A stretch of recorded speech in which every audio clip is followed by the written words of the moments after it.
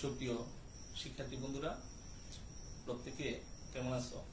আশা করি প্রত্যেকেই ভালো আছো। তো গত ক্লাসে আমি আলোচনা করেছিলাম রুট সম্পর্কিত ফাংশনের কিভাবে ডোমেন নির্ণয় করা যায়। আজকে আলোচনা করব লগারিদম ফাংশনের কিভাবে ডোমেন নির্ণয় করা যায়। তো চলো আমরা কথা না বাড়িয়ে সরাসরি আমাদের আলোচনায় চলে যাই।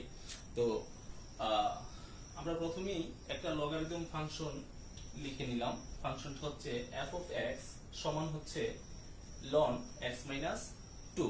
তো খেয়াল করবা, লগারিদম ফাংশন নিয়ে যখন আমরা আলোচনা করব তখনই একটা কথা মনে রাখতে হবে, লগের পর পজিটিভ বসবে, মানে লগের পর যে মানগুলো থাকবে প্রত্যেকটা মান পজিটিভ থাকবে। তো খেয়াল করবা, এটা আমরা নবম শ্রেণী থেকে পড়ছি, নবম দশম শ্রেণীতে পড়ছি, কিন্তু কেন পজিটিভ বসবে চলো একটু ব্যাখ্যাটা জেনে নিই। আমরা একটা মান নেই 2 কিউব সমান হচ্ছে 5, এই মানটা নিলাম। খেয়াল করবা, এই মানটাকে এই লাইনটা থেকে আমি এইভাবে লিখতে পারি, log 2 ভিত্তি 5 সমান হচ্ছে 3। এটাকে এইভাবে লিখতে পারি। দেখি 3 টু দি পাওয়ার 5 সমান হচ্ছে 8। এটাকে আমরা এইভাবে লিখতে পারি, log 3 ভিত্তি 8 সমান হচ্ছে 5। তো দুইটা উদাহরণ থেকে একটু খেয়াল করবা, ডান পাশের যে রাশিটা ছিল সেই রাশিটা কোথায় আসতেছে? লগের পর চলে আসতেছে। ডান পাশের রাশিটা, এখানে ডান পাশের রাশি 5 ছিল, এটা লগের পরে বসতেছে।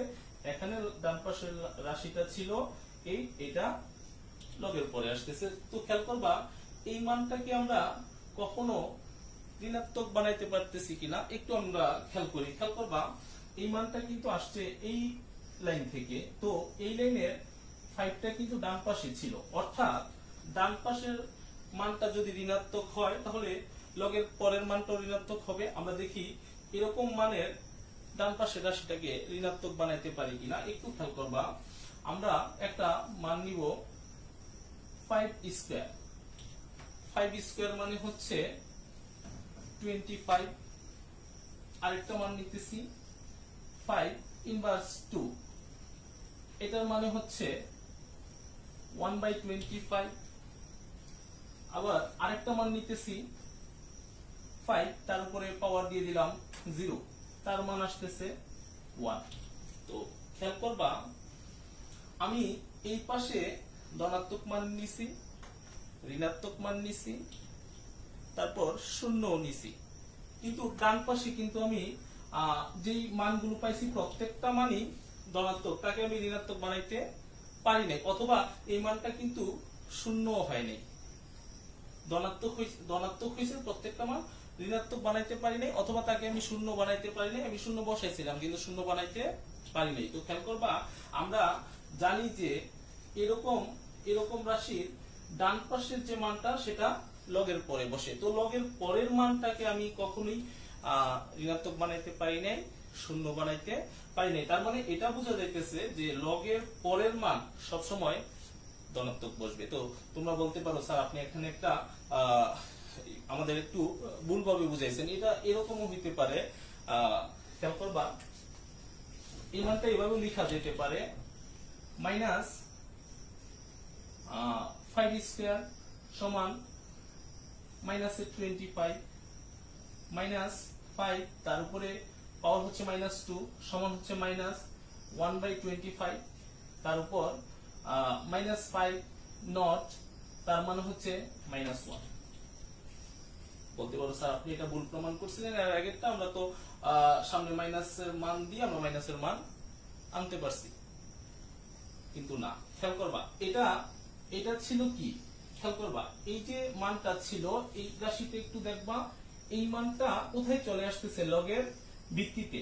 এই মানটা কোথায় চলে আসতেছে? লগের ভিত্তিতে। মনে রাখবা, লগের ভিত্তির মান কখনোই ঋণাত্মক নেওয়া যায় না। তাহলে লগের ভিত্তির উপরে আমাদের একটা শর্ত আছে, আমরা শর্তটা লিখে নিই। দেখো, লগের ভিত্তির উপর শর্ত, ভিত্তির উপর শর্ত। প্রথম শর্ত হচ্ছে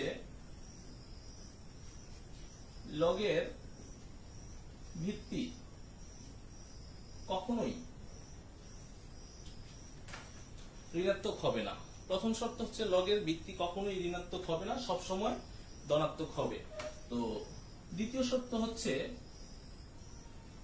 লগের ভিত্তি কখনোই 1 এর সমান হবে না। লগের ভিত্তির উপর এই দুইটা শর্ত আছে। তো আমরা যে মানটা নিছিলাম -5 ইনভার্স হচ্ছে 2 সমান হচ্ছে -1/25। দেখো লগের যে ভিত্তিটা, এই ভিত্তিটা কি আমরা প্রথমে কি ধরছি? ঋণাত্মক ধরছি। সুতরাং এটাকে ঋণাত্মক ধরা যাবে না। আর এটাকে ঋণাত্মক না ধরে যদি আমি ধনাত্মক ধরে করি, তখন কিন্তু ডান পাশের মানগুলো কি আসতেছে?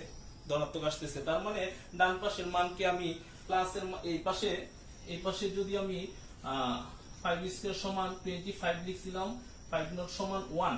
তার মানে এই ভিত্তিগুলোকে যদি আমি ধনাত্মক ধরি, ওই পাশে কিন্তু আমি ঋণাত্মক মান আনতে পারতেছি না, অথবা শূন্য আনতে পারতেছি না।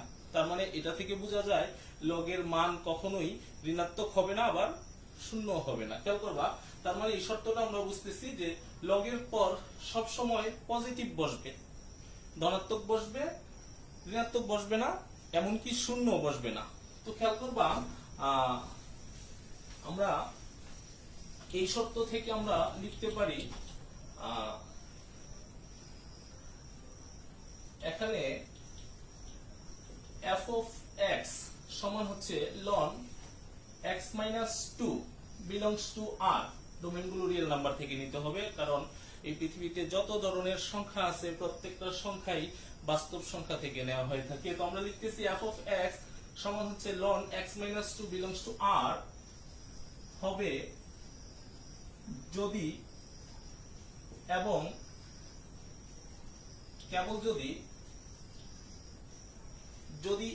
কেবল যদি ওই যে লগের পরে যে মানটা ছিল, এখানে মানটা হচ্ছে x - 2, এই মানটা কি হলে এই মানটা ডোমেইন বের করা সম্ভব হবে? এই মানটা অবশ্যই ধনাত্মক হতে হবে।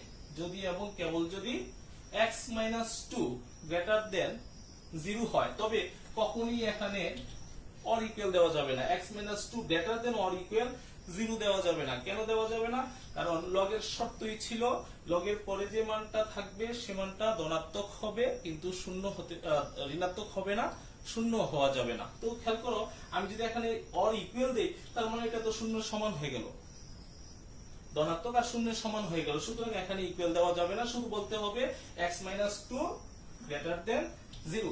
তার মানে এটা শূন্য থেকে বড়, অর্থাৎ এই মানটা ধনাত্মক হলেই x এর যে সকল মানের জন্য এটা ধনাত্মক, তখনই f of x এর মানটা সংজ্ঞায়িত হবে। আর আমরা জানি x এর যে সকল মানের জন্য f of x সংজ্ঞায়িত, ওইগুলাই হচ্ছে ডোমেইন। তো আমরা দেখি কোন কোন মানের জন্য f of x টা সংজ্ঞায়িত। তো x রাখলাম, 2 টা ওই পাশে নিয়ে গেলাম, তাহলে মাইনাস ছিল, ওই পাশে গেলে কি হয়ে যায়? প্লাস। তার মানে 2 থেকে বড় x এর সকল মানের জন্য f of x এর মান বের করা সম্ভব। অর্থাৎ ডোমেইন, যেহেতু ডোমেইন একটা সেট, আমরা তাকে সেট আকারে লিখব। খেয়াল করবা, আমরা লিখব x belongs to r such that x greater than 2। এটাই অ্যান্সার। তো প্রিয় শিক্ষার্থী বন্ধুরা, আশা করি লগ সম্পর্কিত যে সকল ফাংশন আছে, ওই ফাংশনগুলোর ডোমেইন তোমরা খুব সহজেই নির্ণয় করতে পারবা। তোমাদের বইয়ে এরকম যেই উদাহরণগুলো আছে লগ সম্পর্কিত, তোমরা ওই এক্সাম্পলগুলো বাসায় কমপ্লিট করবা। আশা করি এখন আর কোনো রকম সমস্যা হবে না। পরবর্তী ক্লাসে আমরা নতুন একটা টপিক নিয়ে আলোচনা করব। এই পর্যন্ত তোমরা ভালো থাকো, সুস্থ থাকো। সবাইকে ধন্যবাদ।